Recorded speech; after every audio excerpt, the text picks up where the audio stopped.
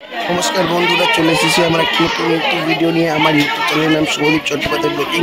তবে ভিডিওটা এবারে অন্যরকম আর একটা হতে চলেছে, কারণ গতকাল কাল শনিবার ছিল। সেই শনিবার দিন শ্রী শীতলা মায়ের পুজো ছিল। সেই জন্য আমাদের বাড়ির পাড়ায় দেখতেই পাচ্ছ প্রচুর ভিড়। আমাদের বাড়ি থেকে কিছুটা এগিয়ে বাচ্চা স্কুলের থেকে কিছুটা এগিয়ে আমাদের পাড়ায় শীতলা পুজোর আয়োজন করা হয়েছিল।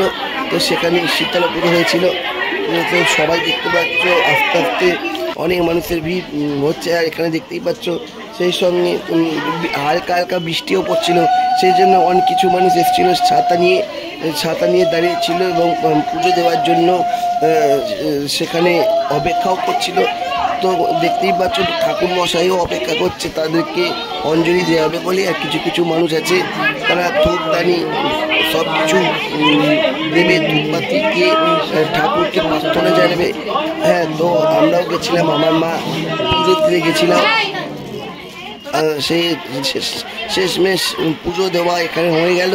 এরপর আমি যেখানে যাব সেটা হচ্ছে আমাদের বাড়ির পাড়া, আরেকটা বাড়ি যেখানে আমরা আগে থাকতাম।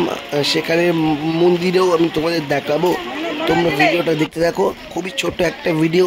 এবার ভিডিওটা দেখার সাথে সাথে লাইক, কমেন্ট, শেয়ার, সাবস্ক্রাইব অবশ্যই করে দিও। আর হ্যাঁ, যারা শীতলা মায়ের পুজো দিতে খুব ভালোবাসো তারা এই ভিডিওটা দেখে নিচে কমেন্ট করো, জয় মা শীতলা মায়ের জয়। আর এই দেখো, এটা হচ্ছে আমাদের আদি বাড়ি, এটা হচ্ছে আরেকটা বাড়ি, উত্তর বাক্সার বালক সব ক্লাবের পুজো পুজো হয়েই গেছে। তো আমি তোমাদের চারদিকটা একবার করে দেখিয়ে দিচ্ছি। এই দেখো, এখানেও অনেক মানুষের ভিড়। সেখানে তারা সকাল থেকে বসে পুজো দিয়েছিল। ভোর 6টা থেকে পুজোর জোগাড় যন্ত্র শুরু হয়, তারপর দুপুরবেলা পুজো সব শুরু হয়। তো প্রত্যেক বছর পুজোয় আমাদের বাড়ির পাড়ায় তোমরা দেখতেই পাচ্ছ পুজো হয়ে গেছে। মিষ্টি প্রসাদের লাইন দেওয়ার জন্য খুব ভিড়। তো এবছরের মতো পুজো তো এখানেই শেষ হয়ে গেল। আসছে বছর আবার হবে। তো তখন আবার তোমাদের শীতলা পুজোর একটা ভিডিও নিয়ে হাজির।